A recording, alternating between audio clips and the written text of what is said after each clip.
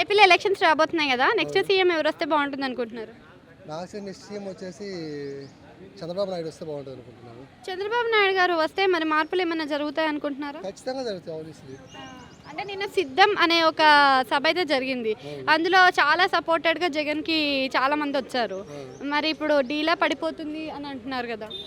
ఇలా పడిపోవచ్చు, బట్ అవన్నీ rumours something ఏదో ఉంటుంది. కానీ మ్యాక్సిమం వచ్చేసి చంద్రబాబు నాయుడు వస్తేనే బెస్ట్. ఎందుకంటే డెవలప్మెంట్ అనేది జీరోలో ఉంది ప్రెజెంట్ ఆంధ్రాలో.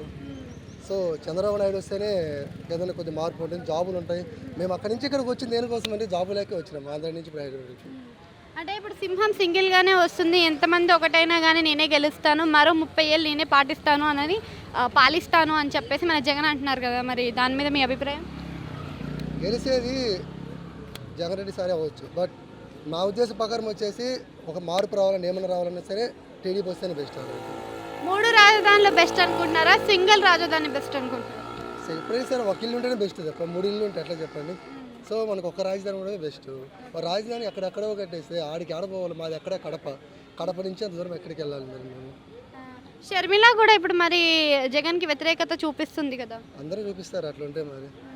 అట్లా ఎట్లా పడితే అట్లా చేస్తే ఎవరైనా చూపిస్తారు. అంటే ఆస్తి గొడవలు సాక్షిలో భాగం కోసమే ఇప్పుడు వ్యతిరేకత చూపిస్తుంది అంటున్నారు కదా. మరి అవేమో మరి అయితే మనకు పెద్దగా అవి ఐడియా లేదు. సంథింగ్ ఏదో ఉండొచ్చు, అందుకే వెళ్ళి ఉంటుంది. ఏదంటే దీంట్లో రూమర్స్ రావడం వల్లే కదా, అవి నిజమై ఉండొచ్చు. ఇంకా దాని తర్వాత కేఆపాల్ వచ్చిన బెస్ట్. కేఆపాల్ పవన్ కళ్యాణ్ ఎట్లాంటి డెవలప్మెంట్ చేస్తారనుకుంటున్నారు? లేదు, పవన్ కళ్యాణ్ రాదు, ఇంపాసిబుల్. ఫైనలీ ఇప్పుడు జగన్ వై నాట్ 175 అంటున్నాడు. మరి 175కి 175 వచ్చే అవకాశం ఉందనుకోవచ్చు? కష్టమే, రావు మరి అంత లేదు.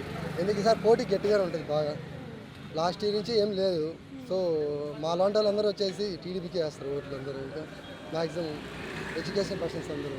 Thank you.